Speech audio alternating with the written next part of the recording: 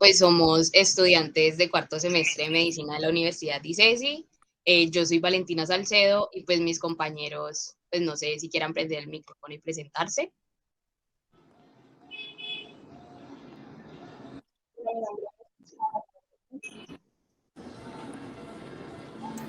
Mi nombre es Juan David Jaramillo. Manuela Guerrero.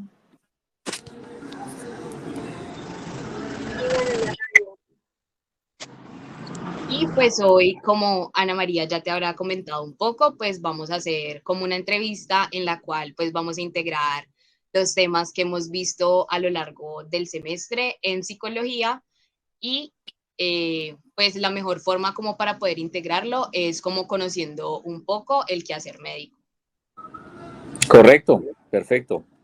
Bueno, yo Entonces, también me presento. Yo me llamo Yesid Díaz, yo soy médico anestesiólogo, soy docente de la Universidad del Valle y también al ser anestesiólogo de la Fundación Valle del Lili, también pues me toca la docencia con los estudiantes de la Universidad ICESI. Nos toca, por allá nos veremos más adelante. ¿Listo? Soy magíster en educación, tengo una especialización en docencia universitaria y un diplomado en enseñanza al lado del paciente. ¿Listo? Bueno, soy de Univalle, de pregrado del año 2004, de pregrado de medicina y cirugía, y del año 2010 de anestesiología y reanimación. Bueno, y con mucho gusto por aquí colaborándoles, muchachos. Tengo un hijo que está por ahí un semestre detrás de ustedes, no sé si lo conocen. Juan Esteban Díaz. ¿Sí lo han visto o no?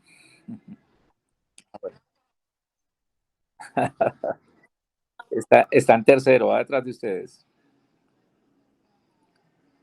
Bueno, muchachos, comencemos entonces. bueno, entonces pues la dinámica de la entrevista, pues vamos a tener como tres bloques de preguntas y pues son más o menos de 3 a 4 preguntas en cada bloque y pues cada bloque corresponde a un tema que vimos pues en la materia de psicología. Y pues Correcto. antes de iniciar cada bloque vamos a dar como un pequeño contexto sobre pues el tema para poder ahora sí abordar las preguntas. Bueno, entonces pues vamos a iniciar con lo que es el modelo biopsicosocial. Este pues es un modelo el cual logra juntar diferentes factores como los biológicos, los psicológicos, como lo son las conductas, las emociones y los pensamientos, y también junta los sociales que abarca pues las relaciones, el trabajo y como el estado económico para lograr explicar, entender y afrontar un determinado estado de salud o la enfermedad, pero que a su vez también vamos a tener la participación de la persona afectada, pues en este caso el paciente, donde pues esta participación de él va a ser esencial para su tratamiento. Correcto, perfecto. Bueno, y para comenzar sobre esas preguntas del modelo biopsicosocial, nos gustaría saber su opinión sobre si usted considera que para que exista la salud o la enfermedad hay que tener en cuenta solamente esos aspectos biológicos o si también afectaría la parte psicológica y la social. No, la parte psicológica y la social es extremadamente importante. Imagínense que no es lo mismo uno tener un paciente indígena que venga del Cauca, un paciente a un paciente pues de Ciudad Jardín de estrato 6. En esa parte, en la parte social es muy, muy importante pues tener en cuenta de qué paciente tenemos, qué soporte familiar y qué soporte económico tenemos. Hoy un error muy común, por ejemplo, que se ve en algunos especialistas que le dicen al paciente, sí, usted tiene que consumir salmón canadiense, tiene que comer, tiene que tomar ciertos jugos de frutas y es una persona que se gana el mínimo, que vive prácticamente de arroz con huevo y le vamos a exigir que compre unas cosas pues que no están a su alcance. Entonces, por eso es muy importante mirar qué tipo de paciente tenemos. Si tenemos un soporte económico y un soporte familiar adecuado. ¿Listo? No es lo mismo, como les digo, un paciente que venga de una cultura pues totalmente diferente, que no tenga acceso a muchas cosas que sí pueden tener otras personas. Hay que tener en cuenta mucho esto, ¿no? De que la enfermedad se relaciona con varias cosas. Uno puede tener la genética para desarrollar una enfermedad, pero resulta que si usted tiene unos estilos de vida saludables, yo por ejemplo tengo mamá diabética, papá hipertenso, y uno trata de cuidarse porque uno fácilmente va a desarrollar una diabetes porque ya tenemos eso en nuestros genes, pero si uno consume azúcares, consume carbohidratos, no hace ejercicio, se deja engordar, pues más fácilmente va a desarrollar la diabetes. Entonces es muy importante eso. Otra cosa es con respecto, por ejemplo, al ambiente, lo que les digo, si una persona solamente puede comprar arroz, panela, pasta, y de eso tiene que vivir porque no tiene más que comer, pues es más fácil que llegue a desarrollar la enfermedad. Bueno, entonces no solamente la genética es importante, sino los estilos de vida, el aspecto pues psicosocial. ¿Listo? Listo, entonces, siguiendo por esa rama, ¿consideraría usted que la parte psicosocial, como las relaciones, el trabajo, las emociones, puede llegar a mejorar el efecto biológico del paciente? Claro, eso sí está clarísimo. Por ejemplo, cuando dices el trabajo, hay enfermedades que están relacionadas directamente con el trabajo. Entre más estresante sea un trabajo, hay enfermedades que se pueden desarrollar más fácilmente. Por ejemplo, nosotros los médicos sufrimos mucho de gastritis. Precisamente el sábado estábamos operando con un ortopedista de la clínica y tuvo que retirarse en medio del programa quirúrgico, tuvieron que reemplazarlo porque él no aguantaba más la gastritis. Nosotros tenemos un trabajo muy estresante y eso nos lleva pues a que nos afectemos, se afecte nuestra salud. La mayoría de médicos tenemos gastritis y otras cosas, comemos a deshoras. Yo, por ejemplo, estoy en una anestesia, yo soy anestesiólogo, yo estoy en una anestesia de un paciente de una cirugía que puede durar 8 horas y si comenzamos a las 10 de la mañana, me dan las 6 de la tarde sin almorzar. Y eso es un factor que está afectando muchísimo. Entonces, por eso es que hay que tener en cuenta eso, que hay otras cosas pues que nos pueden afectar en el contexto. Por eso es importante mirar qué hace el paciente. No es lo mismo un paciente que tenga un trabajo tranquilo, relajado, a un paciente que tenga un trabajo pues muy estresante. No es lo mismo pues un taxista que trabaja al sol todo el día en medio de los trancones a una persona que trabaja con aire acondicionado, en una oficina. Sí, hay que tener en cuenta mucho eso, esos aspectos psicosociales, pues, y relacionados con el medio ambiente de trabajo. ¿Listo? Listo, y ya para terminar con este tema, nos gustaría saber su opinión sobre si la relación personal y el trato del médico hacia el paciente influye con el resultado terapéutico.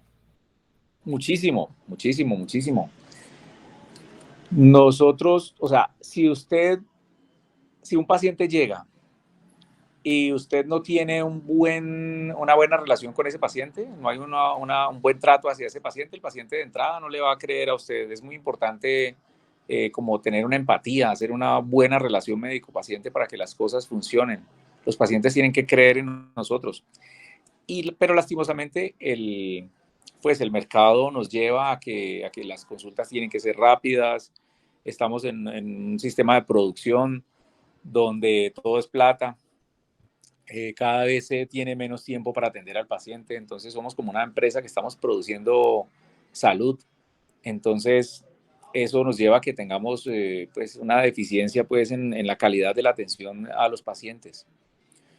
En cambio, pues, en esa parte nos están ganando pues los médicos alternativos, pues que ellos llegan, usted va a un consultorio de un médico alternativo y esos médicos lo atienden súper bien, usted encuentra que tienen esencias florales, usted escucha música de gotas de agua, de lluvia, bueno, cosas que lo calman a uno, entonces se da uno cuenta cómo nos llevan la delantera en esa parte. Y como le digo, y también trata muy bien al paciente, pero es difícil establecer una relación como de amistad con un paciente cuando toca sacarlo rápidamente. Nosotros tenemos, por ejemplo, en anestesia tenemos una consulta que dura 15 minutos y los pacientes son muy queridos porque uno les pregunta, por ejemplo, bueno, ¿cuándo le operaron el apendicitis? ¿Cuándo fue operado de la cirugía del apéndice? Y comienzan a echarle pues la historia. Ah, claro, era cuando mi hijo mayor no sé qué, eso fue después del cumpleaños bajo el gobierno de Rojas Pinilla. Y ellos están contentos contándole su historia, pero uno está desesperado porque quiere cortar porque sabe que tiene una chorrera de pacientes afuera. Entonces, en esa parte, como les digo, se afecta mucho la relación médico-paciente, porque se ha vuelto algo más como de comercio, donde ya la relación interpersonal pues cada vez va siendo más distante. Bueno, ahora pasando al segundo bloque, pues vamos a hablar de lo que son las representaciones sociales. Estas pues van a hacer referencia como a un conjunto de pensamientos comunes dentro de una sociedad o dentro de un grupo de la comunidad, la cual pues va a dar origen a ciertas afirmaciones, estereotipos y valores, los cuales pues van a proporcionar una forma de comunicación en común entre ellos para poder como clasificar los diferentes aspectos de la realidad y así también como que enfrentarse a ella. Uno de los aspectos importantes dentro de las representaciones sociales está pues la eficacia simbólica y hace referencia como a las diferentes creencias que tienen las personas sobre un aspecto en concreto de la realidad. Correcto. Bueno, entonces ahora pues como continuando con lo que dijo mi compañera, entonces cree que se debe tener en cuenta las creencias del paciente en un tratamiento o solamente importa la información pues que es basada en la evidencia. Pues mira, hay que tener en cuenta mucho esto, o sea, esto es muy importante, hay que tener en cuenta las creencias del paciente. O sea, si uno de entrada le va a decir al paciente, no, es que eso no existe, usted ya el paciente va a sentir que llegó con un médico, como dicen los abuelos, pues llega con dos piedras en la mano del paciente, pues ya como con una relación que ya no es. Usted no le puede decir al paciente que lleva toda su vida pensando que existe el ojo, por ejemplo, es que el ojo no existe. Entonces, no, ¿cómo se le ocurre? Eso no existe. ¿Para qué dice eso? No, uno lo que tiene que decirle es, mire, lo que pasa es que el ojo que usted conoce como ojo, yo lo conozco como, nosotros los médicos lo llamamos de otra manera y se puede curar así. Uno no puede entrar pues como a entrar en conflicto con el paciente. Uno tiene que tratar pues como de hacer, como dijo Aristóteles, pues el justo medio entre la creencia que tiene el paciente y la realidad actual. ¿Por qué digo la realidad actual? Porque resulta que lastimosamente la medicina cambia cada cierto tiempo. Yo, por ejemplo, soy anestesiólogo hace 12 años y yo les puedo asegurar que son muy poquitos los fármacos que utilizo de los que utilizaba cuando yo era anestesiólogo. Y esa era la realidad del momento, era la realidad, lo que era cierto. Una cosa, por ejemplo, era, por ejemplo, cuando yo estaba estudiando medicina, darle huevo a un niño antes del año era un pecado. Pecado, ¿cómo se le ocurre darle huevo antes del año a un niño? Ni pescado, nada, casi no se les podía dar nada y todo era considerado un pecado y los médicos estamos convencidos que teníamos la razón. Pero la gente le daba huevo a los niños, les daban alimentos que supuestamente aumentaban el riesgo de alergias, pero luego con los nuevos estudios ya nos hemos dado cuenta que eso no era tan cierto. Entonces, muchas cosas que son ahora evidencia, pues por así decirlo, entre comillas, que son la realidad actual, en un futuro van a ser mentira. Hay una cosa muy interesante en una graduación de unos estudiantes de medicina que el maestro de ceremonias decía, en 5 años, el 50% de lo que ustedes aprendieron en la universidad va a ser mentira. Lo malo es que no sabemos cuál es el 50% que va a ser mentira y cuál es el 50% que va a ser cierto. Entonces, la recomendación allí es que tratemos de no chocar con los pacientes. O sea, respetemos sus creencias, pero en un justo medio. ¿Por qué en un justo medio? Porque tampoco es que vayamos a dejarlos que continúen. Lo que tenemos que hacer es como lo que hacemos en educación, que es como un cambio conceptual. O sea, tratamos sin chocar con ellos, tenemos que tratar de cambiar ese concepto que tienen por el concepto más aprobado. Por ejemplo, si llega la persona y dice, no, es que yo chumbo a mis hijos, a mi hijo los chumbo, lo amarro por la noche y todo, usted no puede decirle, no, yo le respeto su creencia y sígalo chumbando, no, porque resulta que sabemos que esa práctica de enchumbar a los niños produce displasia de cadera, porque las piernitas deben estar bien abiertas para que se forme el acetábulo adecuadamente y no vayan a hacer una lesión más adelante. Entonces, como te digo, hay creencias que a futuro van a perjudicar mucho a los niños o a los pacientes. Entonces, lo que tenemos que tratar es de explicar sin tratar de entrar en conflicto con la gente, tratar de explicar que lo mejor es hacer eso. Y hay otras cosas, otras creencias que ellos tienen que realmente nos afectan poco. Entonces, por ejemplo, hay gente que dice, no, mire, lo que pasa es que yo quiero tomarme la agüita de no sé qué. Tienen cáncer y dicen, no, yo quiero tomarme la agüita de tal mata. Y uno sabe que esa planta pues no va a perjudicarlo en nada. O personas que tienen enfermedades mentales y dicen, yo quiero tomarme la agüita valeriana que siempre me ha servido. Uno dice, pues listo, tómese su valeriana, pero no deje de tomarse la sertralina. O el paciente diabético, ¿no? Es que yo estoy tomando el agüita de tal mata que se llama insulina para bajar listo, tómese el agüita de su mata, pero no deje de tomarse la metformina, la glibenclamida o el medicamento que están tomando. Entonces, es importante eso, es importante tampoco dejar de creer que tenemos la realidad absoluta. Miren que hay algo muy interesante, hay un cronista que dice que, por ejemplo, cuando uno se pone a mirar cosas en medicina, el cronista decía, no recuerdo exactamente, pero él decía algo como, los salvajes han tenido tanto tiempo de ensayar que los educados no hemos logrado superarlos. Uy, ya llegaron los conos. No hemos logrado superarlos en cuanto a algunos descubrimientos. Por ejemplo, en anestesia se ve mucho eso. Por ejemplo, los anestésicos locales. Los anestésicos locales, ustedes saben que hay un anestésico local que es de tipo aminoéster, que es la cocaína, que fue descubierta ¿por quién? Por los indígenas. Los indígenas fueron los primeros que encontraron los anestésicos locales. Los relajantes musculares, el curare fue un relajante muscular. ¿Y quién lo descubrió? Los indígenas. Y hay muchos medicamentos, por ejemplo, la corteza del sauce. De la corteza del sauce sale la aspirina. Lo que pasa es que ya la refinamos y todo, pero entonces muchas cosas vienen de tiempo atrás y son cosas que son ciertas. Entonces no podemos tampoco pensar en que todo lo que la gente dice, todas las creencias son falsas, sino que tenemos que tratar, como les digo, tratar como de ajustarlas un poco a la realidad actual para que todos salgamos ganando, como una especie de negociación, por así decirlo. ¿Listo?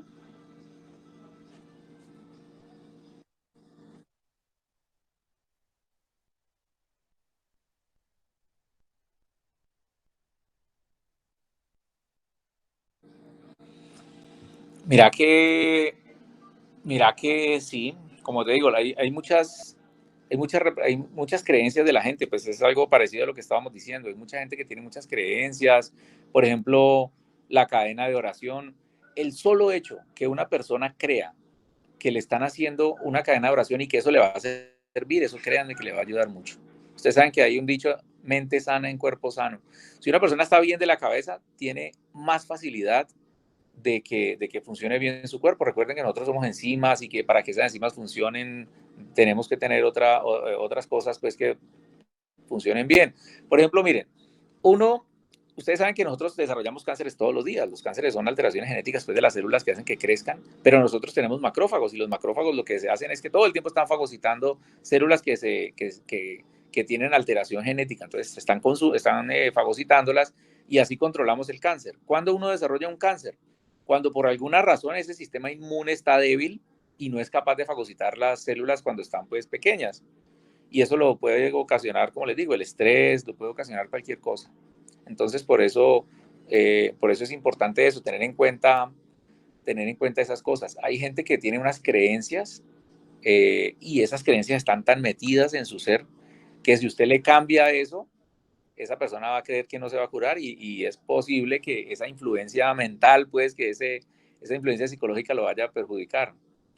Entonces, por ejemplo, lo que yo les digo, por ejemplo, las cadenas de oración, y es curioso, pero hay estudios que han demostrado que la gente que le hacen cadena de oración tiene mayor sobrevida que la gente que no le hacen cadena de oración. Son cosas que no comprendemos y cosas muy raras en este mundo, no las comprendemos y tienen alguna influencia positiva sobre los pacientes. Entonces lo que les digo, una vez tuvimos un paciente en la unidad de cuidados intensivos que dijo, no, es que yo quiero que me traigan el escorpión azul de Cuba. Y dijimos, listo, sigamos dándole el manejo como es y le dejamos traer su escorpión de Cuba y le dieron su escorpión de Cuba y listo. Luego se murió, pero se murió con el escorpión de Cuba. No vaya a ser que vaya a decir que se murió porque no le dejamos nosotros traer su creencia. Entonces hay mucha gente que tiene creencias, que tienen como estereotipos, cosas que los van a ayudar. Hasta nosotros mismos también. Yo, por ejemplo, yo cuando voy a comenzar un turno, yo llego, cojo mi computador, lo desinfecto con alcohol, yo reinicio el equipo, porque es que siempre como en los computadores de la fundación eso tienen como 10 usuarios atrás, yo lo reinicio porque me siento que así va a quedar la RAM más libre. Cuando llega el paciente, yo coloco los líquidos organizaditos, yo coloco el lado B lo pongo el lado derecho, el lado A lo pongo al lado izquierdo, bueno, hasta yo no sentirme que tengo el paciente bien organizadito, yo no trabajo bien como anestesiólogo, yo tengo que tener el paciente bien organizadito, bien las líneas venosas bien marcaditas, y son cosas que están relacionadas con eso, como con representaciones sociales, simbólicas, creencias y cosas de esas. Entonces, por eso creo que sí es importante respetarle a la gente. Y si la gente dice, mire, que quieren tener el Cristo, hay gente que se opera, por ejemplo, con el crucifijo, o gente que nos ha llegado y dice, no, mire, es que él tiene un amarre, y llegan con una cuerdita en el abdomen, amarrada, una cuerdita con nudos. Entonces, uno pues como que no cree mucho en esas cosas, pero todo, cuando llegan baleados y todo, que toca hacer la parotomía, todos decimos, bueno, ¿quién le quita el amarre? ¿Quién le quita el amarre? A pesar de que los médicos son muy incrédulos en esas cosas, uno dice, es que son supuestamente cosas que hacen los chamanes para que la gente pues, proteja su vida. Entonces uno como que, uy, ¿quién le quita el amarre? Son unas cuerditas que les ponen alrededor del abdomen con nudos y unas cosas todas raras. Entonces, por eso es que yo considero que esa parte simbólica, pues, de los ritos y cosas, cuando llegan a rezarle al paciente, eso es importante. Que hagan sus cositas. Hay gente que pone los cristos, hay gente que le rezan, hay gente que, bueno, eso hay que respetarlo y eso es importante para el paciente. Listo, doctor. Y ahora pasando pues a nuestro último bloque, que es de psicoanálisis, medicina y salud mental. Este lo tomamos desde una película que nos tocó ver en psicología, no sé si usted la conoce, es la película de Patch Adams. Sí, claro, Patch Adams, clásica. Ajá, en la cual pues el dilema que presentaba la película era como el choque entre en que si el ser médico era como que solo el gran conocimiento pues que nosotros podemos llegar a tener, pero solo como manteniendo la arrogancia, o si en realidad tener humildad y empatía con el paciente y verlo mucho más allá de que de que el paciente se presenta y no es solo una enfermedad.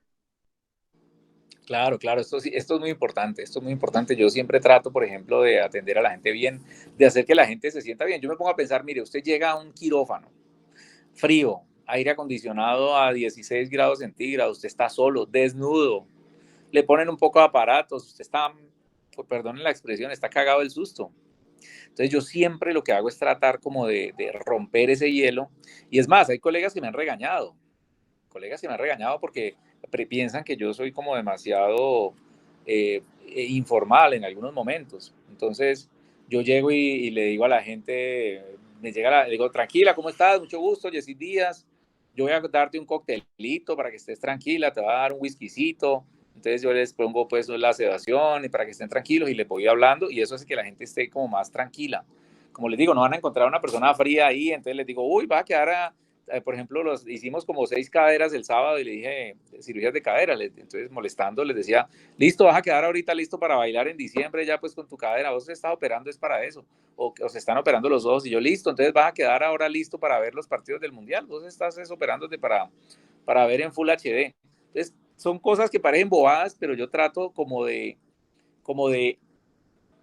disminuir esa distancia entre el médico, como ese ser frío, lejano, y el paciente que es un ser humano. Entonces me hago ver más como un ser humano. Por ejemplo, los niños, yo les digo, hola, ¿qué más? ¿Y vos qué, hincha del Cali o del América? No, que no, que entonces comienzo a recochar así, ellos ven que uno también le gustan otras cosas diferentes, que uno le gusta el fútbol, les pregunten qué colegio estás y qué de la novia y tenés novia, molestando hacia los niños, pues, o qué película te gusta. Los pongo, por ejemplo, cuando voy a hacer inducción inhalatoria, yo tengo pues jueguitos en mi celular y yo les pongo tengo Mario Bros, tengo Mario Kart, y yo lo que hago es, imagínense una máscara que huele horrible porque el sevoflurano huele horrible. Entonces, cuando le voy a colocar esa máscara a los niños, yo les digo, vamos a jugar. Antes de la máscara les doy el juego y ellos se emboban ahí jugando Mario Bros. Y se emboban y ya cuando le cogen el tiro ellos ya no quieren perder. Les digo, miren, el niño que estuvo ahorita llegó al nivel 10. Vamos a ver si tú le ganas. Y el niñito ya quiere competir, entonces le pongo esa máscara, pero yo los dejo jugar y ellos juegan y no les tapo la visión para que ellos puedan jugar mientras yo les pongo la máscara facial con el sevoflurano y se quedan dormidos y ni se dan cuenta. O cuando el niño llega dormido, yo le digo, no me lo vayan a despertar. Siempre peleo con las auxiliares de enfermería porque yo les digo, mire, si el niño llega dormido, no me lo despierten, que yo así como viene dormido le pongo la máscara suavecito y el niño se queda dormido y ni siquiera se da cuenta que se quedó dormido. Entonces, hay muchas cosas muchas herramientas que uno puede usar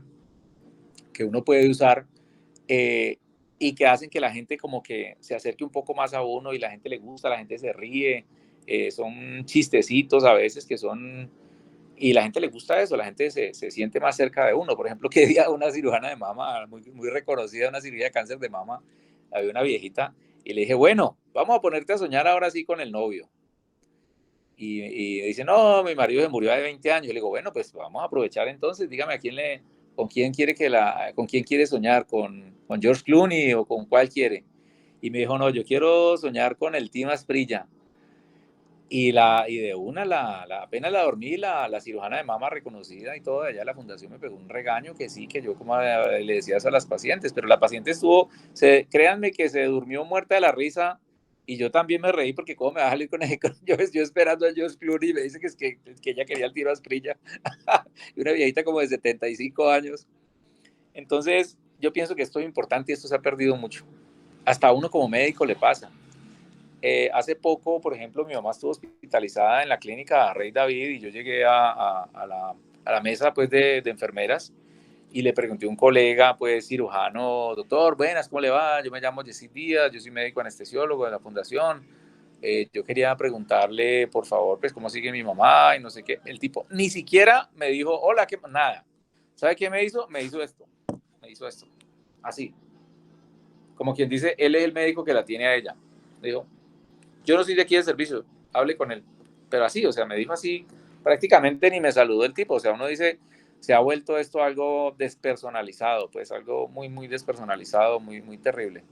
Y esto le afecta mucho a la gente. La gente necesita que seamos los médicos más cercanos a ellos, que sepan que somos personas, pues, que somos iguales a ellos, que tenemos iguales sentimientos, que hacemos las mismas cosas, todo.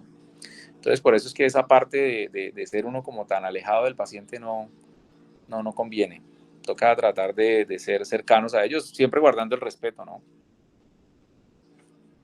Bueno, entonces pues respecto a eso, sí, pues tiene razón en todo. Queremos saber si cree usted que el lenguaje corporal que usan los pacientes puede ser un indicativo de lo que le está pasando. Claro, uno tiene que mirar no solamente los signos físicos, pues los síntomas, los signos sino uno tiene que mirar cómo llega el paciente. Claro, el paciente le está diciendo mucho a uno con su mirada, si es un paciente que no mira los ojos, que es un paciente que se siente, pues uno puede decir, este paciente aparte de todo puede estar deprimido. Miren que mucha gente va a consulta. Cuando yo era médico general, yo tenía una muchachita que esa muchachita consultaba todas las semanas, no faltaba todas las semanas, y al final ella como que lo que quería era hablar con uno. Esa niña como que quería era hablar con alguien en la vida y no tenía amigos para hablar y sacaba cita para contar cosas y contaba historias y cosas. Entonces, por eso es que hay que mirar a ver realmente qué es lo que pasa con el paciente. El paciente puede estar con problemas serios. Uno está de pronto mirando la enfermedad, pero no está mirando como qué hay detrás de ese paciente. Ese paciente está sometido a qué tipo de problemas, qué tipo de estrés. Una niña una vez me consultó, no, esa vez fue una cosa terrible. Una niña una vez me consultó y me pareció raro, llegó en uniforme de colegio y la niña yo la veía como rara, como extraña, como apenada, entonces me dijo que tenía una infección vaginal y era una niña menor de edad, como de 16 años, y llegó con uniforme de colegio. Entonces resulta que yo de una, claro, llamé a la enfermera y le dije, mira, pues vamos a mirar a ver qué es lo que pasa con la niña para que me acompañara durante el examen y llegó sin familiar, sin papá ni nada. Y yo sí la vi como rara. Y comencé a hablar con ella y le dije, bueno, ¿y qué pasa? Entonces le pregunté, ¿tú tienes relaciones sexuales? Para saber de uno si es una enfermedad de transmisión sexual o alguna cosa. Y me dijo, entonces se rió y me dijo, no, doctor, es que yo soy trabajadora sexual. Y yo de una miércoles, pero ¿cómo va a llegar con uniforme de colegio y todo? Entonces me contó toda su historia, me dijo que se había ido a vivir con una amiga que ya era mayor de edad.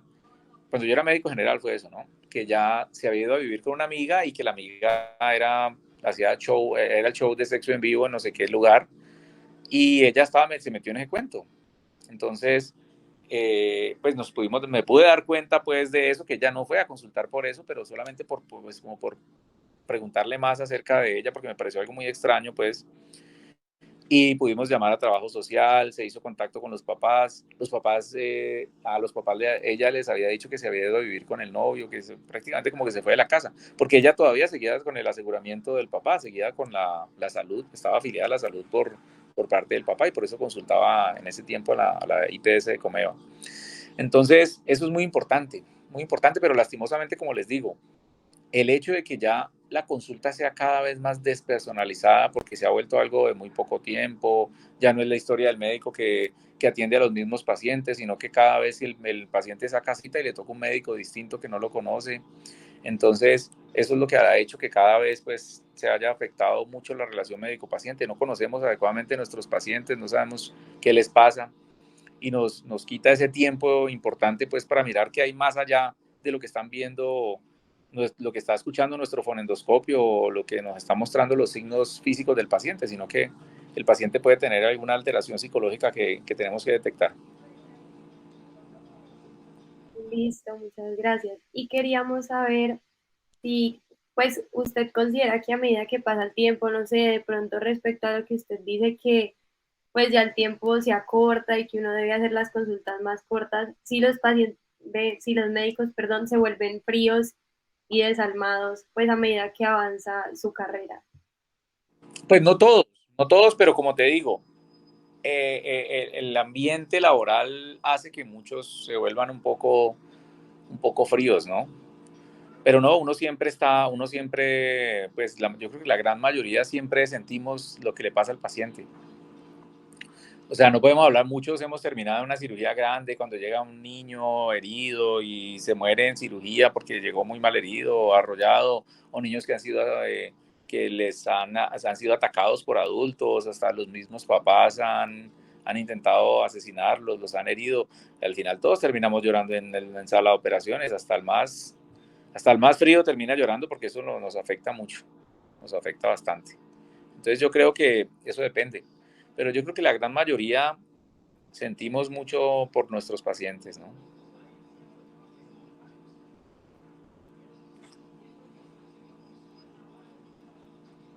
Bueno, entonces pues siguiendo como con el mismo discurso, con la misma idea, para usted, ¿qué es lo más difícil a la hora de tener que atender a un paciente y como tener que ocultar sus emociones? Esto es duro. Uno, por ejemplo, a veces nos toca como el fenómeno del payaso del circo, ¿no? El payaso del circo, así esté con problemas en la casa, así el payaso se le murió la mamá, tiene que ir a trabajar y tiene que ir a reírse. Uno siempre tiene que poner la mejor cara al paciente. ¿Listo? Entonces pasa a veces, por ejemplo, que a uno se le muere un paciente en cirugía, un paciente que llegó herido, un niño, y uno queda destrozado. Y lastimosamente el sistema es un sistema desalmado, creo yo, porque ustedes sí saben que uno se le murió el paciente y ustedes listo, lavan la sala, se llevan el muerto y le toca seguir a uno en cirugía. Y uno todavía está impactado. A mí se me ha muerto un solo paciente en cirugía. Fue un paciente, un anciano que le estaban haciendo una RTO de próstata, una resección transuretral de próstata. Se hizo con una raquidia, y el paciente estuvimos conversando todo el tiempo. Ustedes saben que los anestesiólogos somos los discómanos de la sala de operaciones, entonces como el paciente está despierto, uno le dice que qué música quiere escuchar. Y el señor me dijo, no, yo quiero escuchar boleros, pero boleros solamente con la letra, no quiero escuchar boleros cantados, sino solo la letra. Le puse un listado que tengo yo de boleros instrumentales y charlamos un rato, y de un momento a otro, cuando le colocaron el urólogo le puso la sonda, ya había acabado la cirugía, le puso la sonda y le bajó las piernas. El paciente liberó un coágulo pues de las piernas, se le fue a los pulmones, hizo un tromboembolismo pulmonar masivo y el paciente se murió de una, nada que hacer, reanimamos, pero nada, estaba con un tromboembolismo tan severo que no saturaba nada, no tenía CO2, mejor dicho, una muerte terrible.